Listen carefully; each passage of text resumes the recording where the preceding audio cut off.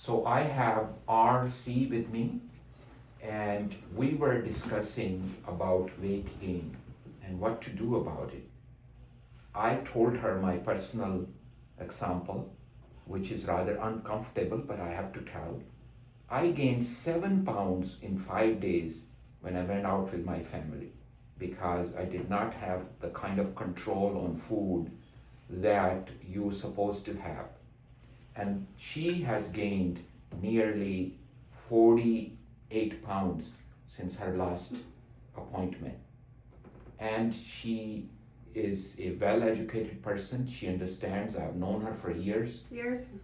And we are talking about the fact that if we consume foods that do not meet the cellular needs, there are signals, hormonal signals in the body that continue to trigger hunger centers in the brain, in the amygdala, that continue to send us to eat more.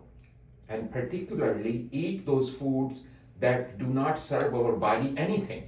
So not only that there is processed food has an addiction component, but also because they do not become real part of our body, meaning cellular growth, the cells continue to feel hungry and continue to trigger that sort of thing. So you get higher hunger reception in the brain, and you're forced to eat processed food, fructose rich processed food, in order to try to satisfy the addiction caused by that food. Absolutely. So you get zapped both ends. Yeah, it's a constant loop, but you never feel satiated. Exactly. You are constantly craving one thing after another. At least I am. Yeah. And you're not the only one. I never feel satisfied.